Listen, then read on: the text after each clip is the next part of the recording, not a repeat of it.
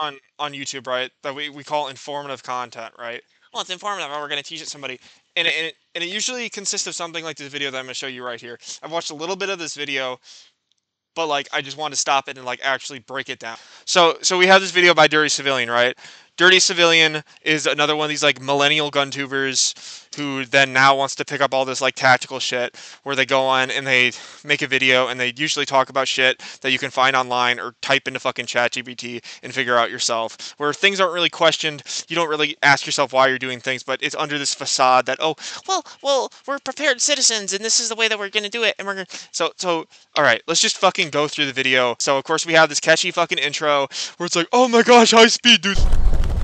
Oh my gosh, bro. Dude, this is so fucking based. Dude, this is based. This is based. Your solid reference. He's gonna be doing this whole thing. Well, dude. Play sports in high school and Dude, this video game reference. Get it? We're in the game, bro. We're in the game. All that nerd stuff. Well, I'll take things that used to be cool but aren't actually relevant today for $300. Okay. Adrian. But seriously, it's funny, isn't it? Keep it fast. Yeah. Okay. Whatever. They're gonna talk about a bunch of bullshit. Probably not gonna hold up. Just let you know. All right. How is he doing this? I have no idea. Nor do I. Dude, wow, that's so fucking funny. Okay. Games. Oh, great, an ad. Holy fuck. All around the world have been trying to figure out the answer to this question for centuries. Okay. All right. World. That's what we're gonna be talking. All right. So after 20 minutes of bullshitting, not 20 minutes. After fucking 2 minutes of bullshitting, we're finally to the intro of the video, right? I have no idea. Nor do I even care at this point. Let's just keep going. Early tactics. All right. Let me give you my. Again, I watched a little bit of it, but I only watched for like 7 minutes. And let me tell you what I think is gonna happen in this video, right? All right. So they have this prior service guy or whatever the fuck, right? Mind you, channel's called Dirty Civilian, but you know whatever. You got this prior service guy. This guy's gonna sit down and he's gonna talk. And the prior service guy is just going to tell you exactly what he was told in the army, and he's going to change it up a little bit for a smaller unit, and that's going to be the whole fucking video. It's going to be literally doctrine that you can read off of ChatGPT. What they got on? He's got a placard with 3 mags, a cell phone holder for fucking ATACs that he doesn't use. He's wearing a fucking dress shirt, but he's got a really based rifle setup, bro. A defendable campsite in the world. That's what we're going to be talking about today. You see, militaries all around the world have been trying to figure out the answer to this question for centuries. And today they've come up with a pretty good formula, and it is called the patrol base. Now, as soon as we throw out... Yeah, militaries across the whole world.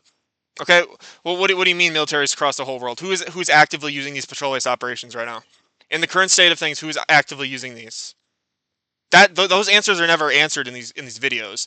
We never think about the reality of the situation and like what is actually fucking going on in the current state of things in our current century, and we never consider the fact that this doctrine was written in Vietnam a long fucking time ago, and that the people who have been teaching this have never used these things in combat, or at least to a very small degree.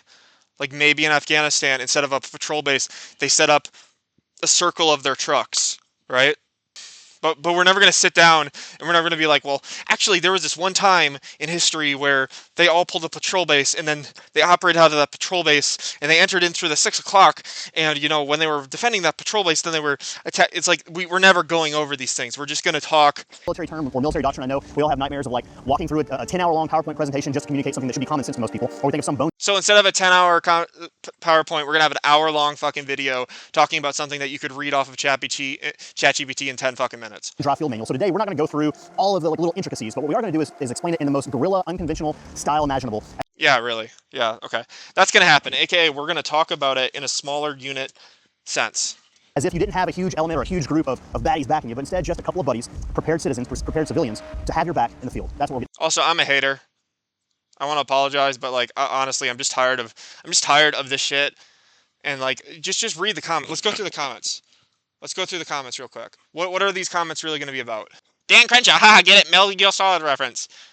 This takes dedication to not phone videos in. Please don't. Okay, whatever. Man, get that PVS 14. It's like half of this is fucking jokes. Survivor of the Saw games. Okay. Can't believe they got solid. It's like none of the comments are even about the fucking video. Or like a very few amount of them. Some are like, oh, I'm a prior service combat vet, bro, and I did these things when I was in the service. It's like, okay. How to do a civilian patrol base. Now we're also going to show how this 3-man setup can scale up to 6. How much you want to bet they don't even like mention like some kind of like scout platoon kind of patrol base? Like they don't even mention like a cigar shaped. They're still going at the full circle one, where we're gonna have or the triangle, I guess, right? Ends up getting fiddle fucked into a circle sometimes, but you know the full triangle one of the fucking three apexes. How much you want to bet that they don't even go over the cigar shape?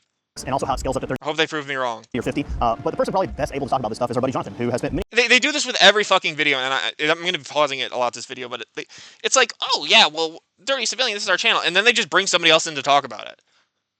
It's like, at least with like Grand Thumb did a lot of the talking about it. Like, because he had the experience in Sierra, at least he had the experience to do it. And I get that, like, you can only control how much experience you have, and I'm not trying to necessarily dig on them about this. It's just like, why is this always the trend on every single fucking channel? Is that they have to bring somebody else in? Can't that person just teach them, and then they go out and do it? Can't the civilian being taught by the prior service guy, can't the prior service guy just fucking teach him to proficiency, and then once that guy is to proficiency, he can make the video about it?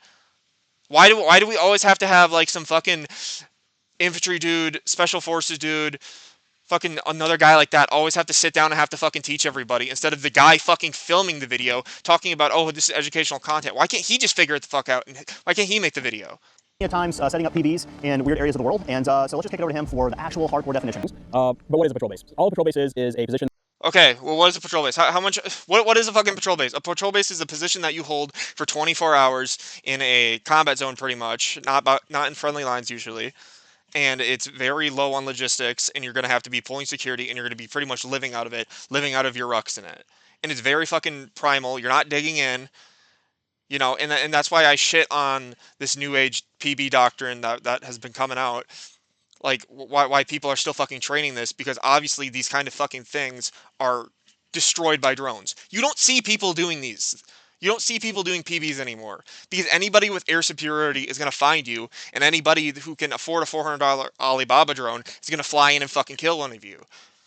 You're going to take a short halt during a patrol to get some rest, do maintenance on your weapons, and get reset, ready for the next thing. Keep in mind that a patrol base. It's just like, well, when it comes to like PBs with civilians, how much you want to bet that like when civilians talk about doing PBs, LARPers talk about PBs, and this is not shitting on civilians, this is shitting on people who don't fucking actually train.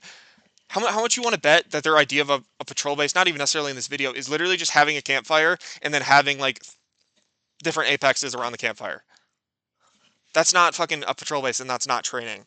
That's literally camping. Base is always done in a contested area. It's not something you typically conduct behind friendly lines. So two things are going to be top of mind throughout. And the first is it has security is mandatory. It's not optional. And secondly, you're not digging in a fighting position. Your concealment is going to be your main form of security when it comes to dealing with people trying to find you. Guys, before we move on, we have to take a moment and thank the sponsors that Oh my god. conduct a patrol base with less than 12 guys. Typically 12 is the minimum, and then you're hopefully having between. Okay, so hold on, let me rewind. Price point. It gives you a lot of options. Go check out DMC.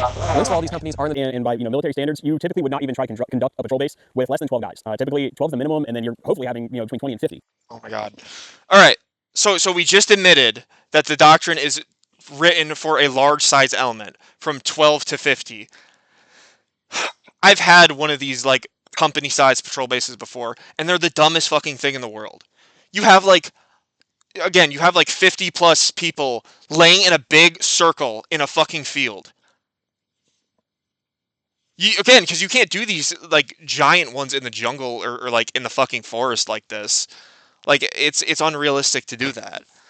Like you can try, it's just like it's too big. You're taking up too much fucking area. You're gonna run into some kind of fucking problem with elevation or with water or something like that, and then it's just gonna get all fucked up. When we're talking about patrol bases, why I don't like shilling for patrol base doctrine anymore is because these things are outdated.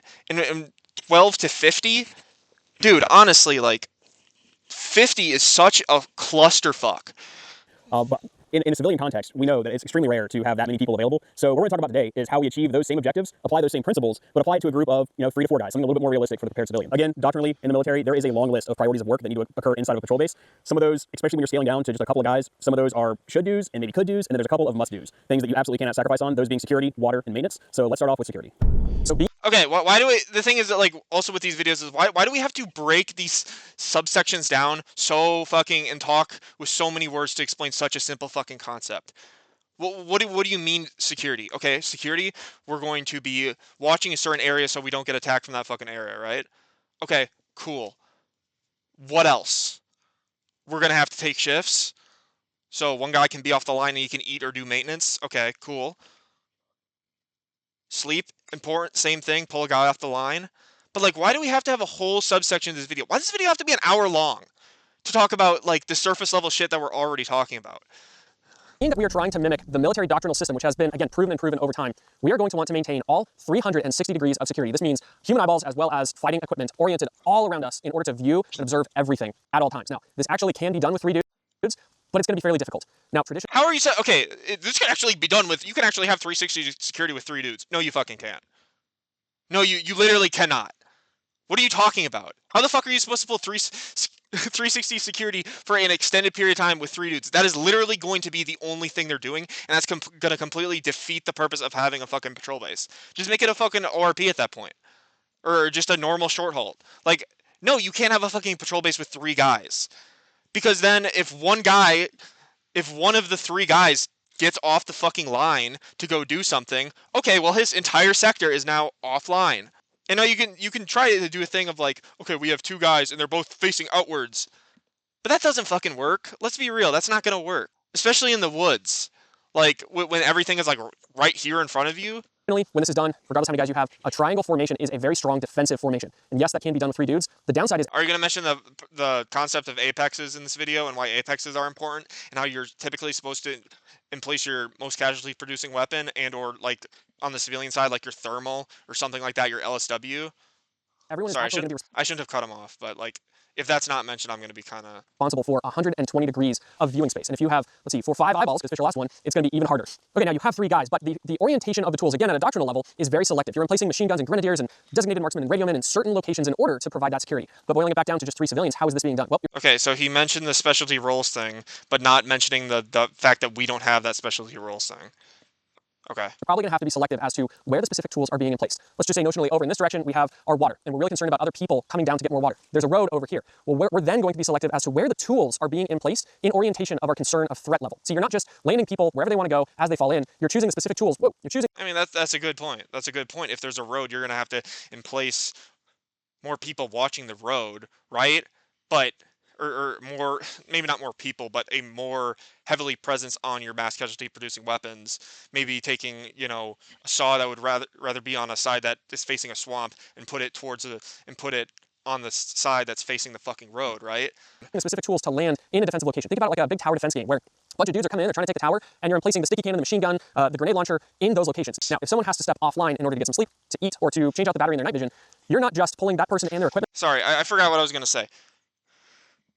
What I was going to say is that we're talking about these concepts of placing people in like the most likely travel of approach, right? We're going to talk about that, but then we're going to also mention that we're in a 3-man fucking element. How the fuck are you supposed to do that? That's not a thing. That is literally not a fucking thing. So can you at least theoretically say that we're more than the 3-man element?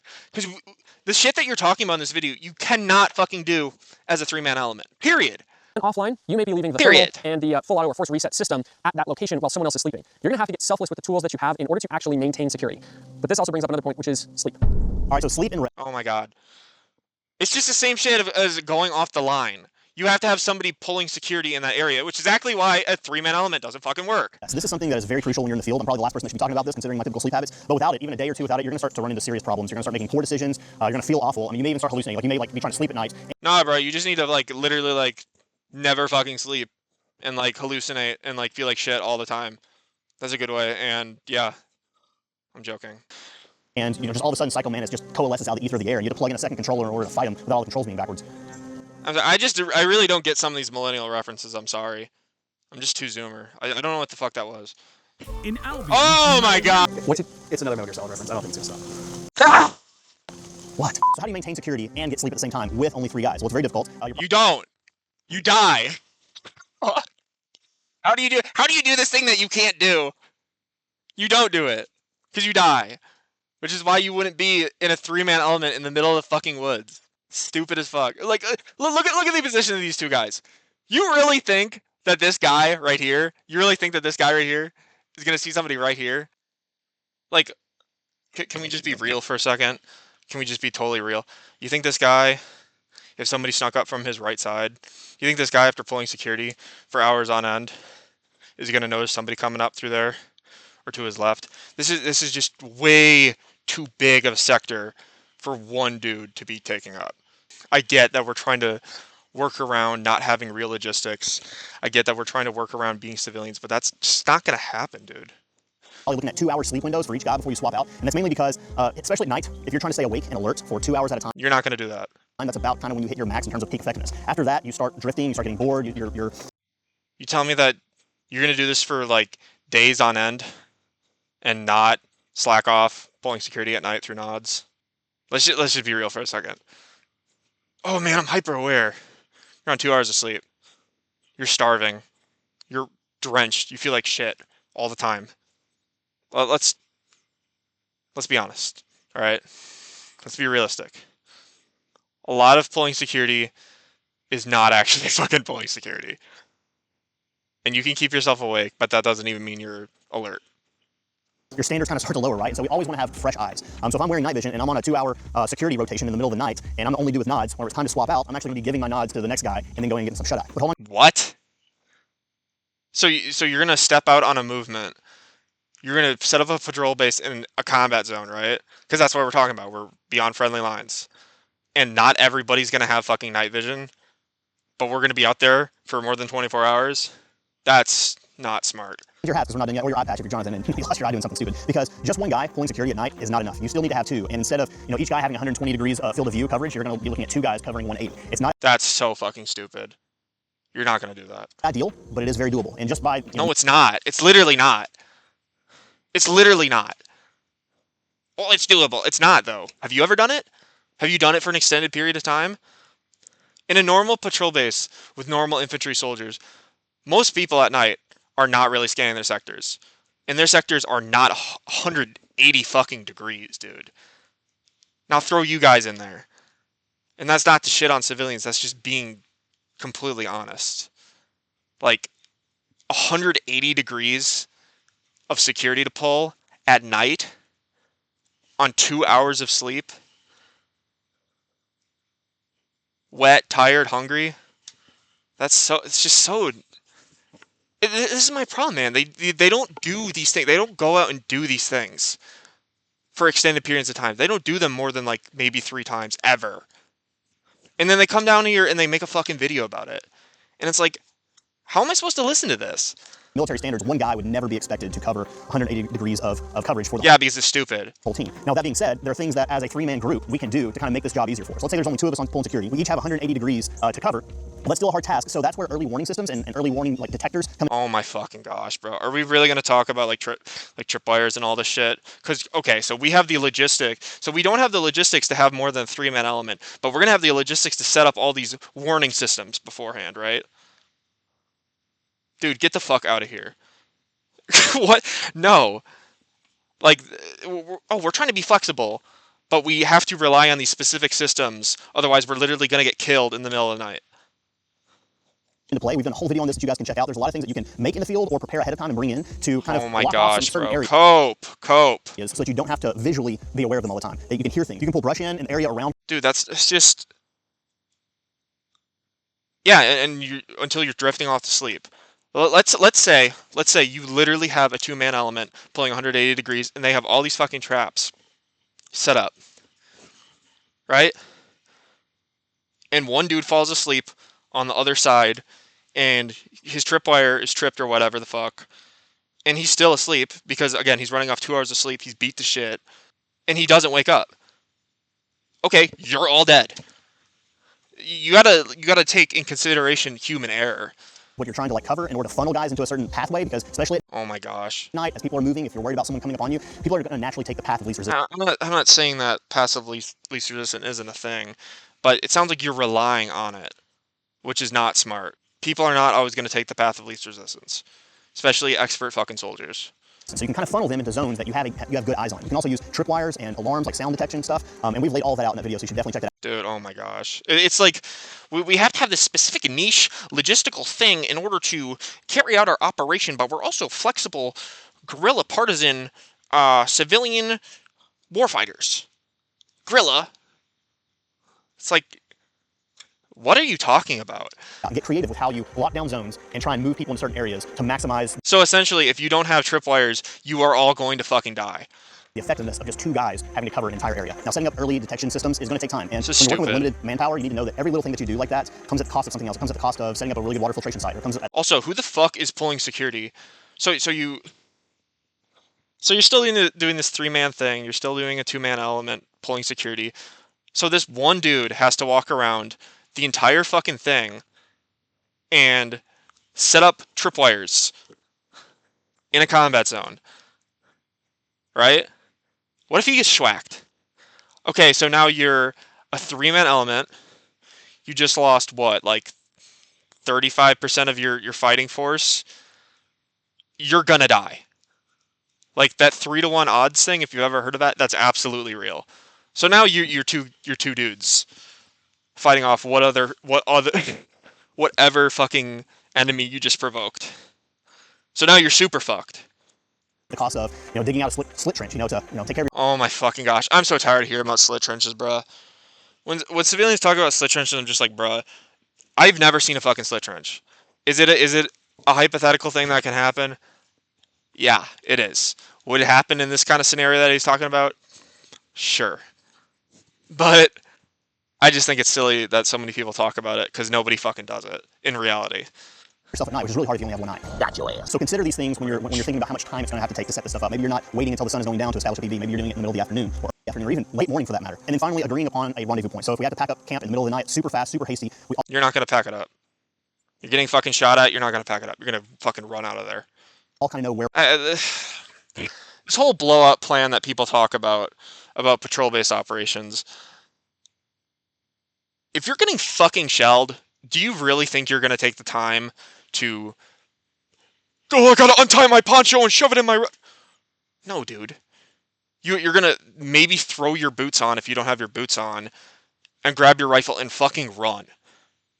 Because you're in survival mode. This is not this is not Arma. You're not just quick swapping everything into your inventory. Like, we're going to go next. Even if it's not on mission, we have an auxiliary location that if XYZ happens, we're packing up and we're moving out to. I mean, like a black and gold plan. Those are valid. All right, water. One of those needs. But I don't know how realistic they really are. So collecting water on the way to your patrol base is probably going to be the best move, if at all possible. Second thing you're going to want to do is delegate a water boss. This is going to be the guy who's in charge of your water purification Water boss, that's new. system and making sure that the entire team has clean water.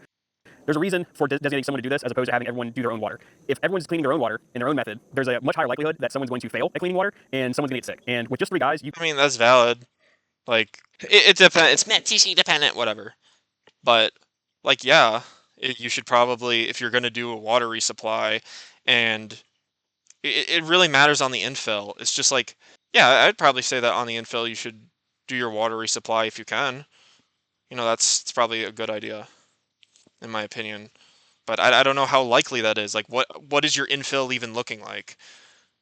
Like, is your infill gonna be like, oh, I'm getting thrown out the back of a fucking pickup and I gotta run into this fucking thing? Again, this is why patrol-based operations don't hold up, because the only infill to a PB, like in this sense, would literally be like, oh, we're doing a fucking giant fucking movement and we're walking forever with rucks on our back, and we're rucking into this combat zone, which you would never fucking do unless it was like an actual entrenched defensive position.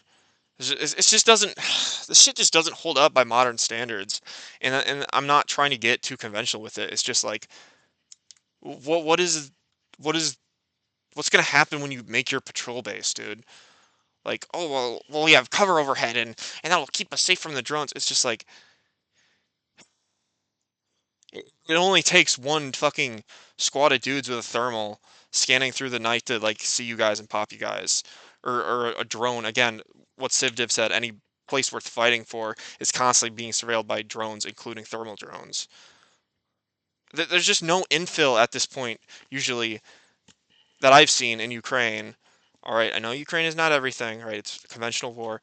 There's just like, what kind of position are you infilling into that you're not going to be watched? cannot afford to have someone sick. So having someone who's squared away and understands water purification is going to be key. And the key is going to be applying what I like to call the 3 C's of water cleaning. That is going to be consistency in your process, control over your process, and clarity when it comes to labeling your water and what's clean and what's not. Another added. Why do we always have to have a fucking like acronym to doing shit? Why not? Why is it not, let's collect the water, let's make sure it's clean? Why do we? This is a military thing. It's just like we have to have an acronym of how to do everything.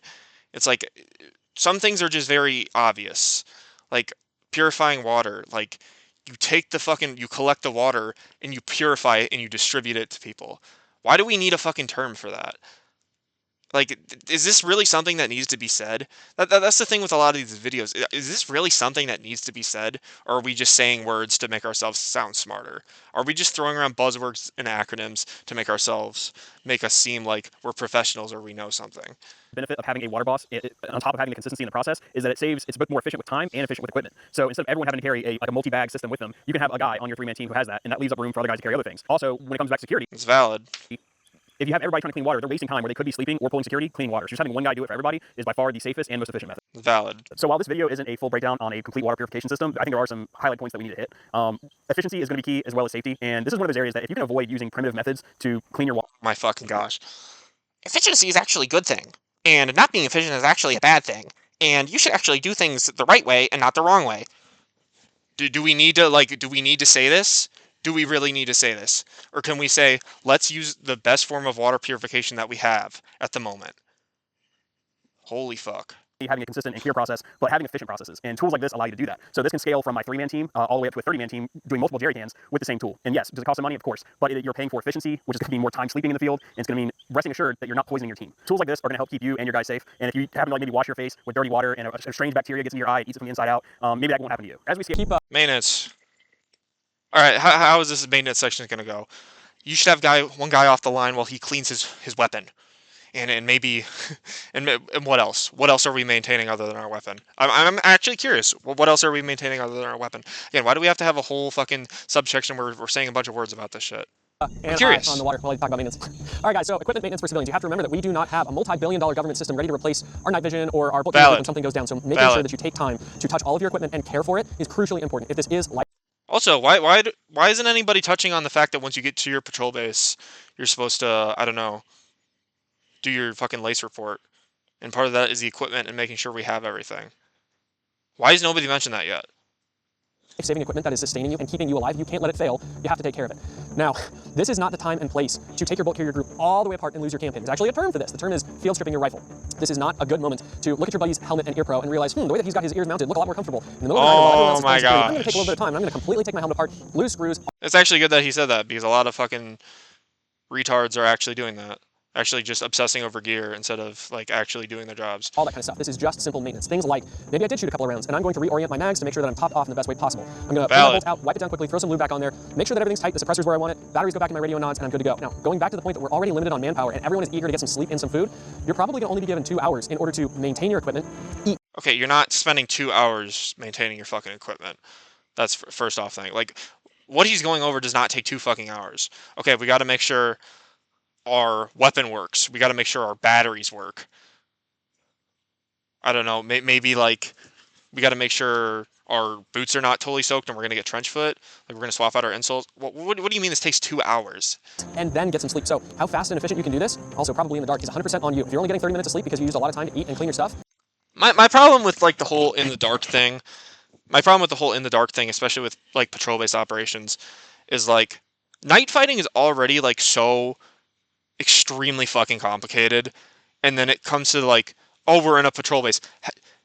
Have any of you guys ever been attacked in a patrol base at night? You are literally just shooting at fucking nothing. Especially if, like, it doesn't matter. Like, especially if you're in this kind of environment where there's trees all around. Dude, you are just... I remember this one time, I was op 4 and I was in this trench, and they like... So the Blue Force started their fucking attack, right? They fucking mortared us, and blah, blah, blah, blah, blah. Of course, we don't die. And then they start assaulting, like, this is our trench. I don't know if you can see it. This is our trench. This is me. And they start assaulting from my left, all right? And they're assaulting through, like, all this wooded shit. And it's, like, so obvious that they can't see me. And it's obvious that they could easily just fall in the trench as well. And I literally, I'm shooting passive aim. I have my CCO, and I got my nod on my right eye. And I'm literally just like... And I kill, like, all of them, pretty much, if they didn't have plot armor or whatever. But it's like, fighting at night, especially in the woods, is such a complicated thing that, like, when we're talking about, like, patrol-based operations, I just don't know why you'd ever want to do this at night. You're literally just a sitting duck. Like, any element who knows who you are can literally just find a piece of ground and, like, plink at you with thermal. That's exactly what my fucking my Ukrainian ambush video is. Like, these guys, these Russian guys in the middle of the fucking woods, right? And these Ukrainian soft operators pull up with thermal, and they're just fucking, just like fucking them up. And like, what are they supposed to do, right? Are they gonna get down in the prone and return fire and find them? No, dude, you're sitting duck. You're fucked. Sorry, man, that's on you. The other guys are going to be tired, and they're losing the ability to be as observant while they're on security protecting you. Now, obviously, this also really highlights the necessity for having a compact and mobile cleaning kit, as opposed to, yeah, I got a whole garage that I can use in order to clean my rifle. No, Are we still going over this kind of shit, that you should have a mobile cleaning kit? Is that really that complicated? can you do this just out of a hip pocket or a backpack? We did a whole video explaining what I carry for a rifle cleaning kit. That can also be applied to blocks or any of the others here. Really, really wish Drew actually watched that Field video. strip, but I need a whole video. Mine. Field strip, but I need a whole video telling you how to clean your rifle. I need a whole video telling you my kit of how I clean my rifle in the field. Dude. And, you know, who knows? Maybe you're taking something apart the wrong way because you don't have the right tool, a spring goes flying, and you lose your eye. It could be terrible. Did you not just say field strip? Did you not just fucking say field strip? But you're taking apart something wrong and a spring goes flying? Dude, what the fuck are we talking about? Now with that, obviously understanding your way around a rifle as well as your cleaning kit goes a really long way. If you can quickly clean something in the dark, it's going to make you and your whole team more efficient. Talking about efficiency and security, we also have to address another point, which is a stand to order. Holy shit. So historically, stand to has always been conducted. Alright, stand to. Stand 2 is not complicated at all. You literally wake up like 30 minutes before sunrise and you all pull security and you're all at 100% security. On either side of what's called nautical twilight, which is where the sun is either rising in the sky or it's setting behind the horizon. This is the time that all throughout history actually has been the most likely time to be attacked. And this is for a couple of reasons. Back in the day, that is true. was because the sun coming down blinded your enemies.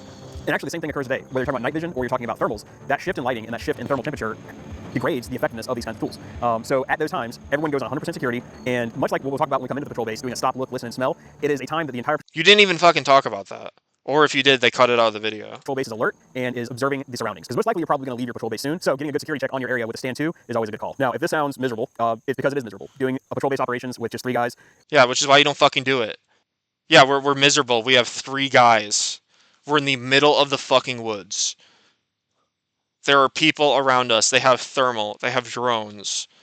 We are completely reliant on the shit in our packs. If we get hit even once with anything, any shrapnel, any fucking small arms fire, we've lost a significant amount of our element. We're all fucking screwed. That's why we don't do this in real war. That's why people don't do this in real war, because it doesn't work.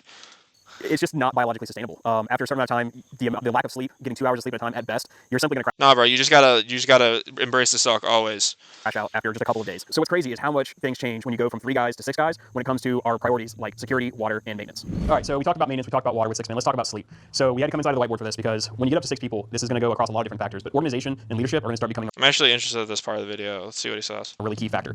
Just managing between 3 guys is pretty easy. To be like, hey, we're going to do this. Okay, me and him are going to do this. That's simple. When you have 6 guys, you need to start getting more organized. So we're going to start off talking about the sleep schedule and the schedule within the patrol base.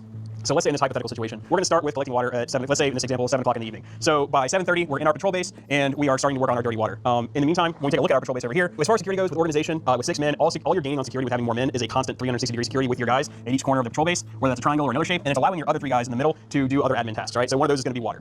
So our water guy. So we're talking about the priorities of work, right?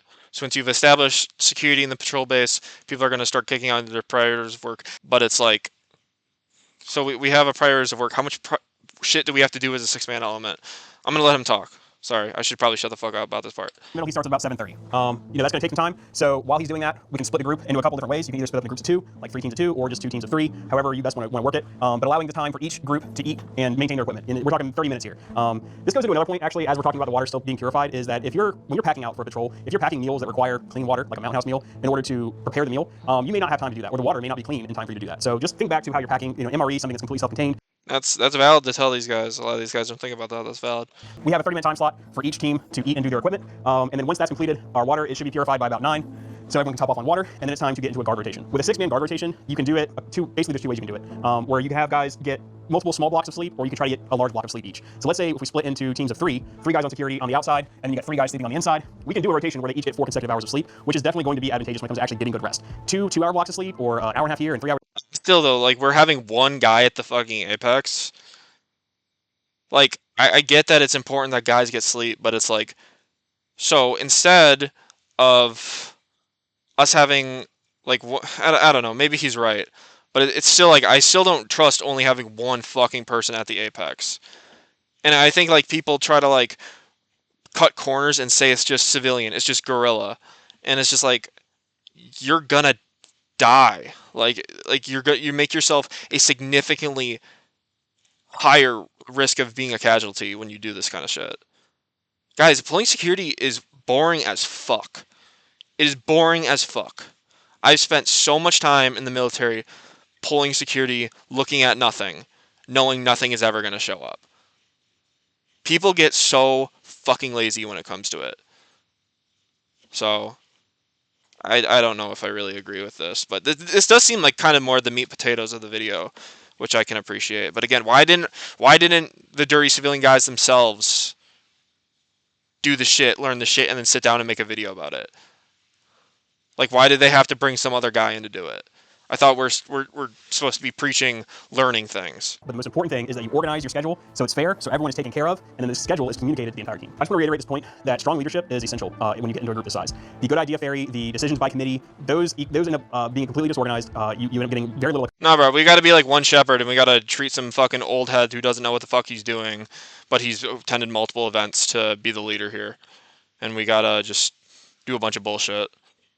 I understand civilian leadership, but oftentimes it falls flat on its fucking face because it's either you do it the right way, where you take a prior service guy or a guy that has a lot of fucking experience, but a lot of times like people do not fucking listen because it doesn't have the actual structural hierarchy that the military has, and then people end up cutting fucking corners. So I don't really have a solution to that, but Accomplished. People start having issues with each other. You just need to have a strong leader who's in charge, who's making these decisions, and then everyone else needs to get on board and just do what they say. It's not always an easy thing to do. This isn't a video about interpersonal dynamics, but if you are unfamiliar with working with other people, you should probably get used to that, because working with other people is the key to making any of this work. Literally, don't be some parasocial weirdo who power trips, and if people don't agree with him, you kick them out of their group, and yeah, and you like kick out your closest friends, and fuck them over pretty much, and go totally schizo and private all your videos and lock everything behind a Patreon where you just charge gullible teenagers to watch you talk in front of a webcam for 30 minutes about a bunch of fucking nothing. Don't do that.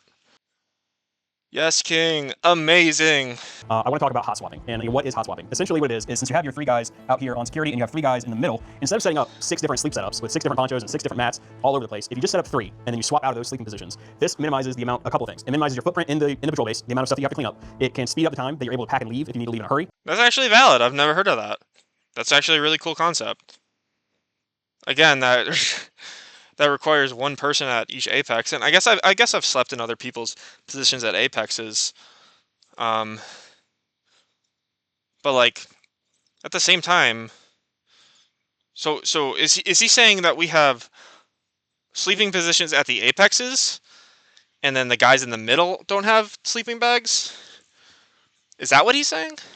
Because that seems counterintuitive. Wouldn't it be that the guys in the middle have their sleeping system set up? But that's not what was just showed in the video. I can see having 3 sleeping positions in the middle that people rotate out of, but I don't think that's what he just said. And it minimizes the amount of stuff each individual needs to carry. Actually, when looking at this and all the patrol base sleeping, Spirit Systems did a really good series on patrol basics, and that's one thing that they cover as well in their video is the topic of hot swapping and minimizing the equipment that you need to carry with you. For example, if it's pouring down rain, you may need to use your poncho to cover your expensive thermal and your FRT gun to keep it from getting rusted and minimize maintenance in the future. Well, now you don't have a poncho to sleep under. But if you're hot swapping a poncho with someone else, now you're covered, now your weapon's covered and taken care of, and so are you. One thing that. But okay, so we're talking about rain, and I guess you're talking about having the FRT stationed in a specific position. Okay, that makes sense. And then you have a poncho at that apex covering that. Okay, all right, that makes sense. Is not usually discussed, but you may have some questions about is how do you wake up for your guard shift? And there's Get fucking woken up. the best way to possibly do it is to have Do we really need somebody to tell us how to wake up? an alarm, preferably on your watch, like a vibrating alarm that's very quiet, that doesn't make any noise, that you can wake up when it's time for your guard shift. In the case that that does not happen, the person who is in I was wrong. the least dangerous position on guard can get up and go rouse up the next group of guys to do guard shift. It really comes down to having the right tools, an alarm. Well, when it comes to waking up, I just said something stupid because I'm a fucking retard. But yeah, you can have the dude from the. I wouldn't recommend the dude from the apex going and getting the dude. It's just like a lot of times that's what has to happen. And a lot of people, first off, a lot of civilians themselves don't even carry fucking watches for some reason. And then 2, some of these watches are just like a pain in the ass to actually set up an alarm on. So like, yeah, I mean, obviously, watch is preferable, but then What if they don't wake up from the watch? Then you have to go get them. and having the discipline to get up. You'd be surprised, or maybe you wouldn't be surprised about how hard it is sometimes to wake someone up from security. But at the end of the day, people need to get their rest and swap Real. out, so it's a mandatory task. All right, back to security. Mm. Holy shit, this is based. Also, why is there so many fucking ads on this video? Holy fuck. With 6 guys, we also need to ensure that everyone is communicating their sectors of fire. So I'm able to see from here to there. Are we gonna talk about range cards? Are we gonna talk about a TL going around giving out sectors? Is that what this part of the video is? Again, like I see what they're trying to do with these videos. It's just like, why do we need so many words sometimes to explain these concepts? Especially when most people have already clicked off the fucking video. Like, let's be real. How many people are actually watching this whole thing, actually writing down all the notes? Especially when you can, again, like what I said earlier in the video, just go to ChatGPT and fucking ask it. Go say, use ATP rifle and platoon and tell me how to do these things. Okay, writes it all down. Obviously, that's not the same as it being shown, but they're not even really showing it in the video. That's my thing, is like, we're just talking with footage. And then the next guy on my right is going to overlap on his left all the way around the triangle. Immediately, the security is able to stay up at 100%, 360 security all the way around our campsite, while half the team is also able to rest or maintain their gear. As we get into water for a 6-man team, collection of the water is actually going to stay the same as it was on a 3-man team. With 6 guys, once you get established in your Do we really need to go over these things again? patrol base, you also may compromise your patrol base location by You're already compromised by fucking sending out more than your already little tiny shitty 6-man element. having dudes leave, increase volume. My question is, okay, so we have a 6-man element. We are obviously rucking to this location. One guy's carrying a fucking jerry can of water, right? We already have our rucks. So this dude is about to carry a metric fuckload of weight. So we can do what? So we can lay in the woods and pull security and probably get compromised if one of us goes down. Again, these things are not fucking realistic, guys. That's what I'm trying to get at. Like, patrol-based operations are just not realistic. Like, okay, what do I mean when I say unrealistic? What is an actual situation where you can be in a position and you could be pulling security and you can have the logistics of having water and stuff along those lines? An actual fucking situation that would make a lot more sense is that, hey, all right, we're in a phase where we're in this peer-to-peer conflict or whatever, right? We infilled to a certain point in a pickup truck, and then all of our shit got thrown out of the pickup truck, and we had to hit the fucking wood line. We move through that wood line a little bit until we get it to an entrenched position, where then we relieve a couple guys, and we bring our own water, and we bring our own food, and then we sit in that position for a couple days to a couple weeks or whatever. That's a more realistic situation than, hey, we're going to take all these fucking guys, we're going to death march them miles and miles and miles with all the shit in a battlefield that is surveilled by drones and thermal, and then we're going to have to live out of this little dinky fucking patrol base in the middle of the woods. Am I wrong? And when I'm talking about entrenched positions, it doesn't have to be a real trench. It just has to be a fucking hole in the ground with some overhead cover. As dirty water, so I'm doing that with This is a fucking patrol-based operations video. Why are we going over... Do we really have to go over all this shit about water? Yeah, guys, we're going to have a designated guy in the patrol base, and he's going to take water and he's going to filter it. Why do we need a whole section of the video to understand? This is an hour-long video. which canister is the clean water to refill their Nalgene's from. I'm about to skip all this water shit, because it's just like... If you want to learn how to fucking do water purification, make a fucking video about it. Would a better way to understand, to explain doing water purification in a patrol base be, have 2 cans. One can be the dirty water, one can be the clean water. Have one guy filtering the dirty water into the clean water. Would that not have saved like a shitload of time than just like making a whole fucking section of the video over-explaining everything? The thing is, they over-explain it, and it just literally turns out to be the same thing as if they could have just like said it in like 2 sentences. While the water guy's taking care of some of his tasks, we have to remember that we still have 3 guys pulling security, which gives 2 other guys the freedom to be able to maintenance their equipment. They're just like overcomplicating patrol-based operations to just such a crazy fucking degree, and that's exactly what you don't need. You need things to be as simplistic as possible. All right, we have water, we have maintenance, we have food. All right, these are our 3 things, right? And we also have security, of course. Okay, guys are on security. Dudes in the center are doing those other 3 things. Why do we need a whole... Eat, and it opens up the timeline for us to be able to do some mission planning or exterior projects beyond just cleaning your rifle. As an example, let's say you have a drone operator, maybe you have a dog guy, you could have a breacher, a navigating man. This motherfucker just say a dog guy? A dog guy. You're gonna bring a dog into a fucking patrol base? Dude, I can't with some of these fucking guys, man. Holy fuck. There's a long list of things that could be done in order to prepare for what's coming up tomorrow or later tonight for you. Did you say dog or doc? If you said doc, I'm gonna feel stupid. Go back out on patrol. A little bit more time to tackle that equipment. Somewhere along those lines, the water guy is going to be done, everything's going to be pure, and he's going to be dishing that out to everyone whether they're on security or not. But There's a crucial thing to remember here when guys are actually eating. If someone is on security and another guy is eating, you have to remove the guy who is eating from the line of security. You gotta remember. Oh my gosh, we finally got to that point in the video. And of course, you can't just say one guy's on the line, one guy's eating. We gotta say a million fucking words that all mean the same thing. So just like we designate guys to handle water, we designate guys to pull security for rotation, it's also a good idea to designate someone as soon as you get your PB and establish it to dig a slit trench or a latrine of some sort. And the reason Dude, the slit trench thing. Yeah, in real world, in this scenario, you would have to. Again, though, I just never ever seen it done, man. Again, another part of the video I gotta skip. What's a slit trench? A trench is a thing in the middle of the patrol base that you piss and shit in. Boom. Section of the video done. for this is pretty simple. I know you've all been on camping trips where, some random time or some random hour, sometimes in the middle of the night, someone's like, oh, I gotta go take a crap, like I gotta go, and you just kind of like wander Dude, why do you have to say all these words to say the same fucking thing? off somewhere. Well, when it comes to I'm smart. I have a lot of words to say. having a six My problem with the over-explaining things is that, like, all you're doing is putting more fucking words into somebody's head who already doesn't need that many fucking words in their head. If you don't know what you're doing, let's make it simplistic, let's make it basic, and then maybe later on we can go into every single little fucking detail of the puzzle, and we can make a separate video for those different pieces of the puzzle. Why do we need to cram every single bit of fucking information, every single little fucking detail into one fucking video? So being that I am probably the guy who's taking more dumps than anybody else out in the field, and not by choice, I typically I can lean over, make sure everything's hanging out the right end. All right, bro, we get it. You took a shit in the woods. To wrap up resupply and reorganization, you just want to make sure you keep an eye on all your guys' stuff and on their water. And before you step off, you're going to do what's called PCCs and PCIs, which is your pre-combat checks and pre-combat inspections. True.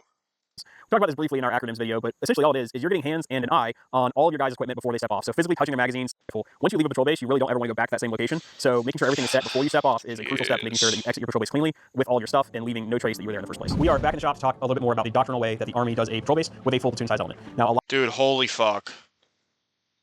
You will never do this, ever. And there's no point, because this is never going to be done in actual war. a lot of these concepts are going to carry over into 6- and 3-man patrol bases, and so we will make a point to point out where those areas are. But just for your understanding and understanding where all these principles came from, let's go through how the Army does it first. The first thing that a patrol leader is going to do is site selection, and that's actually going to occur before he ever steps off on the patrol. This is done through a map reconnaissance, which is taking the map of the area you're going to, identifying key terrain features, and giving your best guess as to where you think a good patrol base might be. There's a running joke in the Army that there are so many requirements for a patrol base that there is actually not a good place for a patrol base on planet Earth. It needs to be... Yeah, because the Army is relying on stupid fucking doctrine and fucks everything up, and now we have this patrol base doctrine that doesn't fucking work. And what it all boils down to are 3 main criteria that you have to hit, which is somewhere near a source of water so you can resupply your men. It needs to have no tactical or little tactical value to the enemy, and you need to have good communications. To get into each of those really briefly, having no tactical value to the enemy Just say the 3 things. might seem a little jargony. All that means is that your patrol base is not in a spot that the enemy is going to frequent or they would want to go. General rule of thumb when selecting based on this principle is that if you don't want to go there, it's probably a good spot for a patrol base. So think a thicket, lots of thorns, not a hospitable place, not near any natural lines of drift, roads, or valuable assets. So you're setting up a patrol base in an area that isn't near anything. What the fuck is the point? I get the point of patrol bases is not to... The goal of it is not to defend it. You're supposed to carry out missions from it, right? I just can't see myself ever operating out of something in a real world thing that I wouldn't also fucking defend. And yeah, you're supposed to defend a patrol base. You're gonna die in a fucking patrol base in an actual firefight. Somebody's gonna die. You're not dug in. You're literally laying on the ground in the middle of the fucking woods. You will die. So now we understand the criteria of the site that we're going to select. So let's draw this out on the whiteboard as if we're on a patrol and we're getting close to the spot that we think we're going to have a patrol base. So as the patrol comes to about 200 to 400 meters away from the potential patrol base, this is going to depend on visibility factors. The platoon is going to make a short halt and they are going to take up a cigar-shaped formation. And all this is doing is allowing all of your men to face out, to have 360-degree security. To mention the cigar thing, not in a patrol base context, in a context of what? Are we in the middle of the woods and we're pulling a cigar? Okay. Or are we on the side of the road and we're doing a short halt and we're stopping? We're talking about the infill, right? And we already know from combat footage that infilling and exfilling is literally the most dangerous fucking time for infantry. But we're going to make it as fucking dangerous as possible by doing this big fucking foot movement with 30 dudes, by the way. And we're going to walk on foot and then we're going to do a short halt. Okay. But collapse back into a column or a file or whatever other formation you need to get into to start moving quickly. You're going to have a leader's recon, which is going to consist of your patrol leader, probably the assistant, an RTO, a radio guy, as well as many bodies as you can. Again, none of this is fucking realistic. So like my problem with leaders recon is like, why are you taking all your most important fucking dudes to go check out an area before everybody else? Oh, so we can make sure it's okay. I get sending out like a little party maybe to like ensure the area so you don't bring 30 dudes into a fucking ambush or something. But it's like most of the time with leaders recon, they literally just like get up there and like, oh, that's good, man. And then they just like, and the thing is, they bring like the support by fire elements on their leaders recon. Why the fuck would you do that? You're supposed to be reconning an area and you're gonna bring a whole gun team. That is so fucking stupid. I've never understood that about the military. That shit pisses me. That's just so dumb in my opinion. It's just so fucking stupid. Typically, it's like 6 to 9 people will go out on this leader's reconnaissance. They will move out as a group and establish an observation post.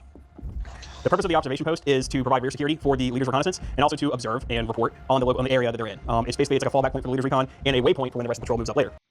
The leader's recon will then make a 90-degree turn, and this is to discourage anyone from following behind them and start entering the patrol base. And where they enter the patrol base from will become the patrol base's 6 o'clock. They will then. Dude, I hate this fucking part about patrol base. You have to enter at this exact angle every single fucking time. It's like, you're not gonna ever do that in an actual combat. You have to enter at this one angle, bro. Doesn't fucking matter. When you first establish it, yeah, but like. Essentially, they're going to make a triangle up to the 10 o'clock, over to the 2 o'clock, and back down to the 6 o'clock.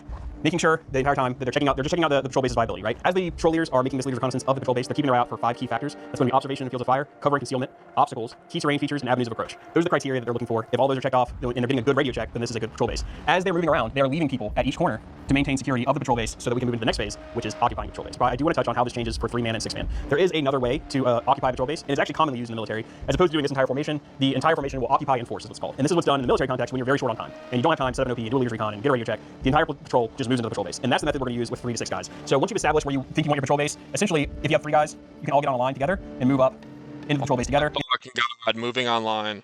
Enforce. Since you only have 3 guys, if you get into an engagement, you want to make sure that you're all together. You're moving in an extremely wooded area, but all of you guys are now just gonna get online and push through it all. So security is important. So security just changes importance when we get to the spot where we're gonna do our patrol base. Now I know we've just been moving in a file as a 3-man element, but now once we found our place, we're just like all gonna get online and push through just because. Because now security is better that way, or like what is the fucking point? To maximize your firepower. And the exact same thing goes if you maximize my firepower. Yeah, when my 2 guys to my right and my left are all getting caught on fucking weeds and are blinded and getting smacked in the face by branches, I'm maximizing my firepower. Whereas if I was just in a fucking file, if I took contact, I could just fall down and the dudes behind me would have a good way to break contact and just get the fuck out of there. have 6 guys. If you have 6 guys, you can all move into the patrol base together. It's just fucking stupid. And just occupy it and force. It's literally just doctrine. It's doctrine based in bullshit. Once you're all there and you're set and you have good 360-degree security, you're going to stop, look, listen, and smell for about 10 to 15 minutes to make sure that you haven't been followed, to make sure that the area is secured, take a good look around, again, using those same 5 criteria as earlier to make sure that this is a good patrol base to establish. But let's swing back to the military side and talk about how doctrinally the military occupies the patrol base. Once the leader's recon has returned that this is a good patrol base, we're going to start moving the rest of the element in. So there's a couple of ways you can do it, usually radio communications, or you can send a runner who comes back down to the OP, lets them know, hey, we're staying here, comes back to the patrol, and either grabs, if you have the time and you're trying to be stealthy, 1 squad at a time, or if you're trying to get things done, you grab the entire patrol, they'll move up, past the OP, and into the patrol base. And the way they'll do it is... So, how are you supposed to be stealthy with a 30-man element? Can I just ask you that? So you already kicked out, like, these fucking, like, the leader's recon, right? And they've already, like, established the apexes, right? Stealth is off the table when 30 fucking people, or the rest of the 30-man element, start stomping into the fucking area. Usually very organized, and it's in a clockwise fashion, where they'll come into the patrol base moving clockwise or counterclockwise, drop off first squad here. Dude, you're carrying, like, 80 pounds of shit. You're not going to be stealthy. You're going walking through the fucking woods. Drop off second squad here, drop off third squad here, and then the leadership and the RTO and the medic will stay in the middle and establish the patrol base headquarters. Once the patrol has entered and occupied the patrol base, we're not quite done getting set up yet. As we briefly talked about earlier, distribution of firepower, not going to beat you over the head with that. The machine guns, the heaviest, highest casualty producing weapons are going to be in the areas where they can have the most effect, and then the firepower is going to be distributed throughout the rest with grenadiers, etc., etc. After firepower is established and distributed correctly, the patrol is going to send out what's called R&S teams, which are your recon and security teams, or recon and surveillance teams, depending on how you want to do it. What they're going to do is make a quick patrol outside of the patrol base and assess it from the outside. What they're looking for and taking note of are those things like those obstacles that we mentioned earlier, making a good assessment of the cover and concealment of the patrol base, making sure I get the RNS thing. Why are we doing the RNS thing once we've already established the patrol base? Like, was that not the leader's recon's job to like figure out like if this position's actually like fucked? I don't know. Maybe I'm being blind about this. Maybe the RNS team are trying to more so thoroughly understand the place, and I'm just missing the point. But it's like, I don't know. I feel like that's the leader's recon's job. sticking out. Just a quick look from the outside. With a 3 to 6 man patrol, you may or may not have the ability to do this. If you have the freedom to do it, and if you feel You can't. your threat assessment is low enough that you can take a quick walk around the outside. Your threat assessment, bro. If your threat assessment is high enough, you're not going to be there to fucking begin with because you're all going to die. It's not a bad idea. So as the RNS team is making their rounds about, take note of 2 things real quick. One, they're going to be exiting through the 6 o'clock here, which we're going to get back to in a minute. But each squad leader is taking a view on the RNS team. The RNS team is usually made up of the squad leaders, and they're each assessing their own squad's sector. That way they can go back to their men and describe to them, hey, there's a blind spot here. Hey, there's a defilade right here. Someone could get down that defilade and come up, so just be aware of that, etc. Now, if you're doing this as a 3 to 6 man element, and you're It's another reason why patrol base operations are fucking stupid. You're going to like hastily position all of your fucking dudes, pretty much. Well, not hastily, pretty much hastily. You're going to position your guys in this place, and you're basically just going to have to like deal with any fucking like problems of elevation of like any like area that they can get you, because we have to be here right now. It's not like a deliberate position picked where you're going to then entrench and defend. It's like we have to be in this area, and we're going to do the best we can, but if we're in a shit spot, we're in a shit spot. Sorry, this is the best we can do. It's like, okay. And we don't have any overhead cover because it's not a real trench line. We're not digging in. So, good luck. trying to do some RNS and you feel like that's applicable, you could have each guy that's going to be their main sector of fire do like a 50, 25 meter quick run out to see what's going on. But again, they're entering and exiting through here, which is going to be our entry control point. And this is the next big thing I want to touch on because this absolutely applies to 3-man and 6-man elements. One established entry control point is, it may seem silly, it may seem like, well, why does it matter? What an entry control point does is it funnels everyone who is supposed to be coming into the patrol base into one location so that everyone knows where friendlies are supposed to be approaching from. If someone's approaching from a different direction, you already know the likelihood that they're not. Yeah, we're complicating things even more than we have to. Great. Least a part of your group is pretty high. So this is a crucial element that falls down to Crucial element. You need to know, hey, this is where I'm entering and exiting patrol base from. It's good in theory. It's just never going to be actually done. I just don't think that's really realistic in my opinion. Like a patrol base, I just don't think that's realistic. To avoid friendly fire, also to keep good accountability of your people. The entry control point should always be manned or be at a guard position that someone's at. That way we're keeping track of people. You're talking about an ECP, right? An entry control point, right? Where people go in and out. It's just like, the thing is that like I've done like these patrol base operations so many times, and that's never a fucking thing. It's because it's not actually done. Like people do not do this. Not only do people not dig slit trenches because that's disgusting as fuck, and it's never really done. It's just not rooted in reality. Like, okay, we're gonna set up this big fucking thing in the middle of the woods, and you have to come in through this point. We're taking something that already doesn't work, something that's already outdated, and then we're complicating it even fucking more. It's just we're trying to like complicate things and make things so specific when in all reality, people are going to move however they do. And what if you take contact and you get blown out and one side of the fucking patrol base gets like attacked or whatever, and then you have to move to another side of the fucking patrol base, right? Do I have to go through the ECP then? Can we simplify things and be like, okay, we're going to wear tape so we have proper IFF, have a challenge and pass code, which is already too complicated in my opinion. Can we just make it more simple than like you have to go to this exact point every single time you go into the patrol base? Because when rounds start flying, none of that shit's gonna matter. I'm not gonna go to the ECP if I end up outside the patrol base for some reason because combat's fucking crazy. I'm gonna run back to a better position, and then what? Oh, I get killed because I didn't go through the ECP? And it's like going back to the thing that we were talking about earlier with the whole trip mines thing. So we're going to have one guy that once we set up this patrol base is going to go out there and going to set up all these trip mines. Is every single time that he has to go back into the patrol base, he's going to walk all the way around back and go through the ECP, get his supplies, and then walk out again? No, he's not gonna fucking do that. He's gonna walk right back where he came in because it's a shorter route of travel, and he's gonna give him less of a signature that way. People that you're super familiar with. So again, entry control points. Just want to like hammer that down. It's crucial. Let's talk about water for 30 guys. Crucial, Whether military yeah. or not, the 3 C's that I talked about, and I've been hammering ever since we started talking about water, with consistency, control, and clarity. Acronyms, Army. Those are even more important when you have 30 guys, because and then from a pre-filtered jerry can into the gravity bag. Again, like, why don't we just make a fucking video about this? Why don't we just make a whole video about water purification instead of having to cram it into this other video? Especially when people are probably wondering how to do this stuff, but they're gonna look up how to purify water, and then that's not gonna be there. Why can't we just do a separate video about it and make this so much easier and not make this video an hour fucking long because we spend 1/3 of it talking about fucking purifying water? When you're doing a little extra station down here on the side that was This is a patrol-based operations video, bro. solely for that comes way more. And Joe Why is there so much talk about purifying fucking water? Becomes a critical step to keep people from getting sick. All right, we're gonna give Pliskin a. Let's talk about maintenance and food. A golden rule to kind of think about and keep in the back of your head is of all the things that we have in play in a patrol base. So we have guys on MGs, we have radio operators, we have guys on MGs. You mean LSWs? That's not a fucking MG. dudes needing to sleep, dudes needing to eat. You never want to have one category down more than 30% at a time. So if there's a machine gun on each position, clean one at a time. If you have an entire You never want to position down more than 30% of the time, but we're gonna have one man on each position in a 6-man team, or we're gonna have literally one position not even fucking there in a 3-man team. Make it make sense. squad that needs to eat, only send out a couple of them to eat and then come back and swap out. 3 RTOs, only one of them is refreshing his battery at a time. 30 sets of nods, that's a lot of money. Only 10 of them down at a time while you're swapping out new batteries. So just that 30% rule. Why are you swapping out batteries in your nods so much? The fuck? Keeps you pretty much always at full capability, or at least close to full capability, without sacrificing too much. As with everything else, the more people you get, the more effective you are at doing all these things. The same is true when it comes to sleep. If you have a 30-guy or a 30-man patrol base, well, 15 dudes could be getting 4 hours of rest at a time, and then they just do a swap out. That's much more achievable than if you only have 3 to 6 dudes. Granted, the organization of it all is paramount because it can be an even greater mess if you don't have that leadership and organization. Yeah, we just need to keep complicating shit even more, though, dude. Make sure that we're talking about stuff as much as we fucking can and making things as complicated or saying as much words to describe things as much as possible so we can make sure it's not a mess, right? That's just making it more of a fucking mess. Let's just be simplistic. Like your channel is dirty civilian. You're tailoring to people who don't know anything. Yeah, we want to make this video and we gotta say every fucking little piece of the puzzle. And not even, bro. Not even at sometimes. Sometimes you're just using so many words to say the same fucking thing. Good thing about having just a couple of guys, 3 guys, 6 guys, is it's a little bit cleaner. It's a little bit easier to manage. It kind of reminds me of the whole principle of what you do with a little, you will do with a lot.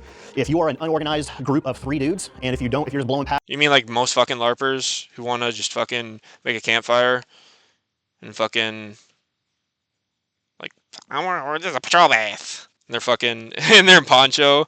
They're sleeping facing towards the fire. Yeah.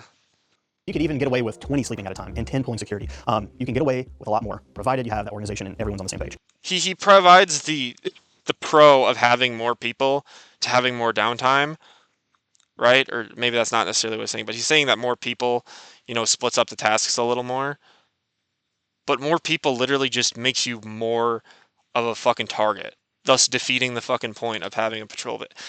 Again, I just do not like patrol bases. They're just really outdated. One really good thing to remember, though, is that everyone wakes up and everyone gets in their position for at least an hour. Typically, it's about an hour, and you are observing, you're listening, you're taking in the sights, you're making sure that everything is good because this is the most opportune time for someone to come up on you or try and sneak up on you. So, That's true. I will say you will learn a lot of this stuff if you go to Milsim West very often. Your very first Milsim West experience, you will be in a patrol base, and if you do things wrong, or if you have a crappy leader, or just you're someone on security. I don't fucking trust Milsim West.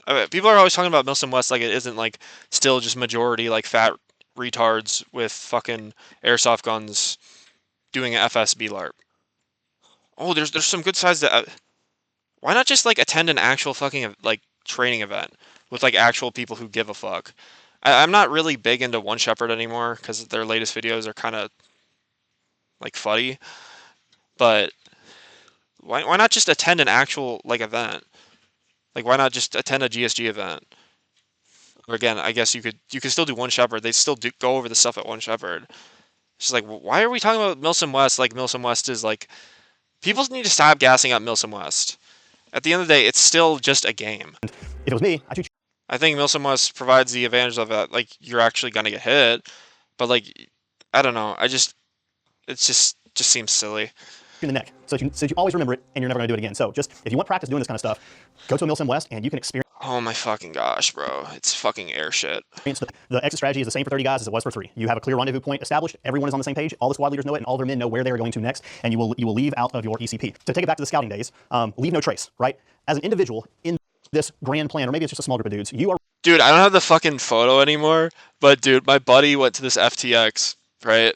With these fucking idiots, man, and they left, and they left their patrol base, and it like literally looked like Wagner, like some Wagner level shit. There was just like MREs and just shit like everywhere. It was so fucking funny. Responsible for every piece of trash you leave on the ground. You're responsible for the woodland around you. If you're cutting down trees, or if you're, in some way manipulating the environment, it is on you as an individual to make it as natural looking as possible. Yeah, that's not gonna fucking happen. If you have multiple dudes living in a fucking spot, yeah, like obviously do your best to pick up your fucking shit, but like the indentation of you in the ground, like I've been throughout military like bases, right? I've done training in areas that other people have trained. It's just obvious. So like I get like trying to leave no trace, but again, another problem with patrol bases is like, especially in these huge ass patrol bases, like platoon sized patrol bases, you can tell if someone's fucking been there. Quite frankly, if you don't pick up after yourself, I think you're a piece of crap. I can't tell you how many. I'll tell you a good way to weed people out like this. I'm not trying Wholesome to be doge, bro. Wholesome doge. I'm not trying to be critical, but if you spend time in an Airbnb with a bunch of buddies, when it's time to leave, Oh and my being that gosh, you put bro. the deposit down, you go around to all the rooms and you check to make sure everything's good. No, and Dad, you're right. That leaves his room like a pigsty, right? That's the kind of person that is a liability in a situation like this. A lot of I don't mean words. to put it harshly, but that's also a great teaching opportunity. If you run into something like that, people don't keep their stuff squared away, especially even in their own home, let alone a guest house. Like, it's a major problem. And I'm not trying to sound cliche, the whole term like, hey, make your bed first thing in the morning. I don't always do that, but like being a clean individual, being responsible for your space. Dude, why do you gotta say so many words to just say clean up after yourself? To wrap this up, we've been sitting here for about 25 minutes talking about things that won't actually make it on the cut of this YouTube channel because, we're a bunch of guys in the woods having a good time and we're just laughing. Dude, there's even more of this fucking video that oh my gosh. Around joking about things that we can't actually say. But don't just assume that they're locked. There's a lot of some of those pre-flight checklists that you may do, or once you actually get there, ensuring that More shit I'm gonna cut out because it's just rambling. you know where the closest hospital is or where the rendezvous points may be for you or your family are very simple, common sense things, but I mean, you should know like for training wise, you should always know like where your nearest hospital is and like where the parking is and stuff. But again, a lot of words to explain very simple concepts. common sense is only common after it's been explained and relayed to friends or your children, for example. Common sense is more common when you don't use a million fucking words to say it. So the two things Also, we're going to talk about patrol base operations, and then we're going to just wear the most fucked up kits ever, by the way. None of these guys have helmets. None of these guys have scrim. None of these people are actually wearing camo, really, except for dude in the middle. And of course, he's wearing tiger stripe, which doesn't fucking work where he's at. Yeah, we're going to talk about concealment and how important a patrol base is. Like, can you just go out in full kit? Like, is it going to kill you? Or is that actually your full kit? Your full kit of your pretty much micro chest rig with like 5 fucking mags most. Your baseball hat.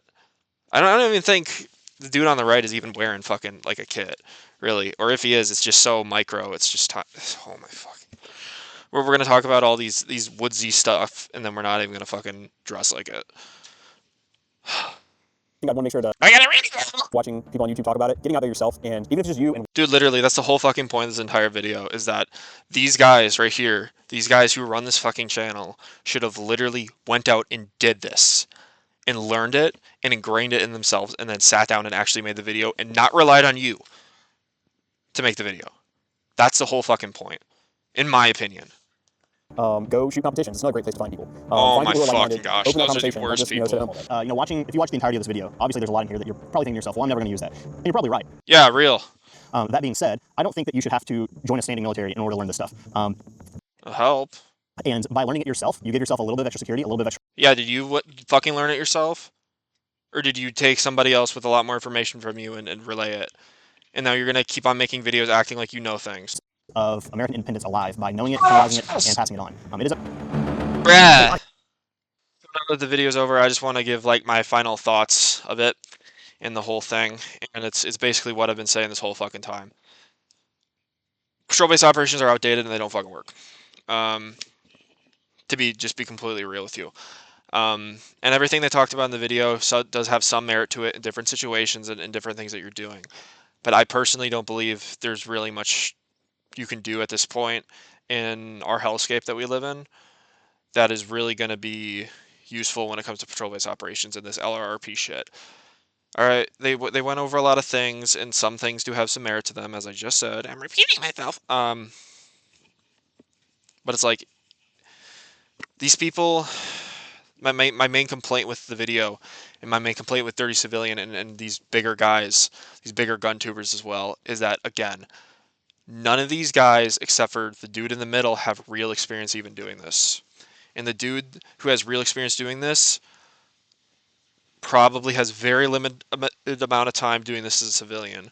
So when we go on here and we're like, well, we're going to do this as civilians, as guerrillas, as all this stuff, are we?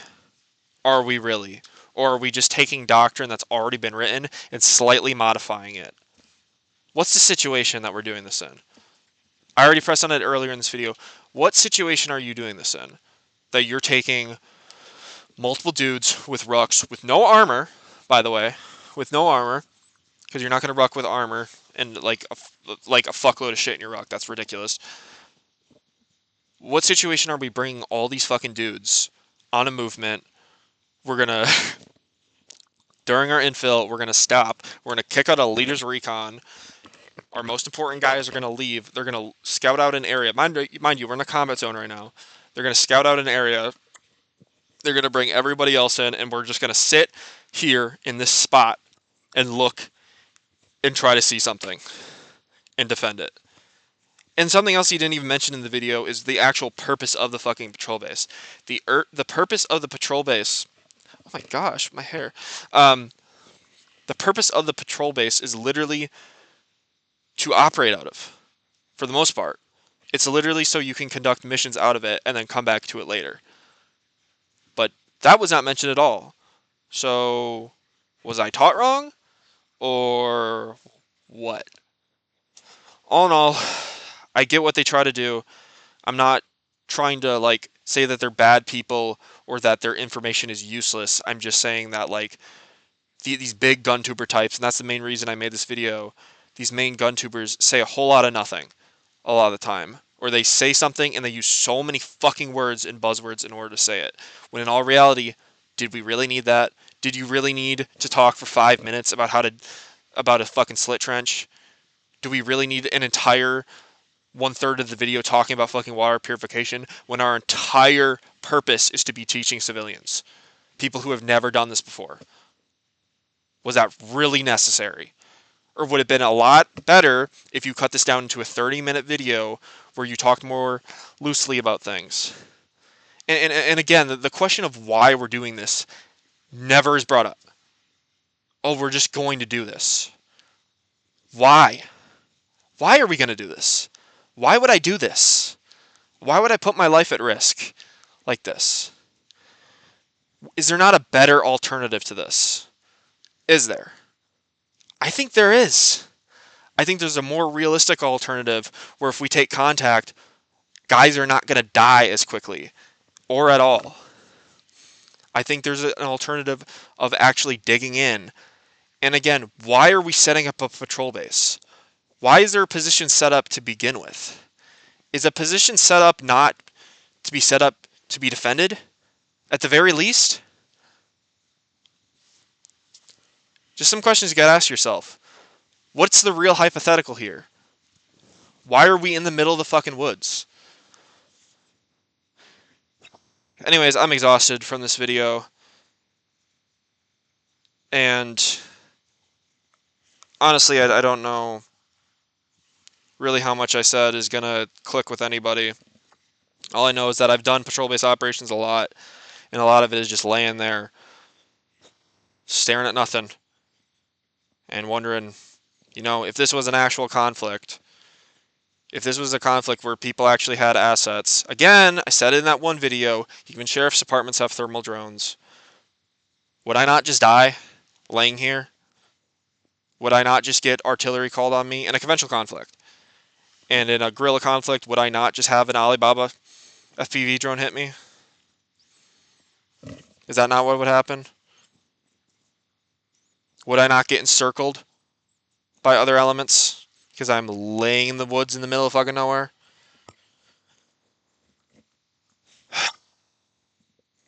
Things to consider. Things to think about. But anyways, thank you for watching. Felt a little disoriented making this video, and I'll probably wait a little while to edit it. But this was a long format video giving my honest opinion about things. And again, this is not a personal attack on Dirty Civilian. It's just like, why is there so many channels out there preaching information, and then their information is, well, I'm certified to give this information because I can say a lot of words about it. Not that I've done it, not that I'm doing it, not that I'm practicing it. It's that I can say a lot of words about it, and also this guy next to me has done it before. Has he done it in a civilian context? Well, not really. We kind of just did it in a different way a couple times. That I've been to like Milsom West. You haven't done it. You haven't done it in a way that would actually protect you, in a way that you would actually do it in real life. Guys, realism-based training. Stuff you would do in combat. Stuff that you would see in combat footage. Stuff like that. And I know I talk about Ukraine a lot, but let's not forget the conflicts in Asia right now as well. Are they doing patrol bases? No, they're not. Are they doing all these movements on foot all the time? No, they're not. This is New Age warfare, right? You could get away with these kind of things in the 90s. It's not the 90s anymore. You have to rely on vehicles. You have to rely on entrenched positions. You have to rely on thermal and drones. None of these things are unrealistic for civilians. We got to start thinking bigger. We got to start thinking more in depth. We got to start thinking, well, if I'm in a situation where somebody wants to kill me, what am I going to do? Am I going to do this because I'm clueless and I don't know anything? Or am I going to do something that's worked for other people throughout history and throughout the modern era? Think, guys. You got to think. We got to question things. We got to ask the why. We got to ask, can I do this better? Is this what other people are doing? Is this what real combatants are doing? Got to ask yourself those questions. All right. Thank you guys for watching. Send in my video. Comments will probably be atrocious, but whatever. Thank you guys. I'll see you next time. See ya.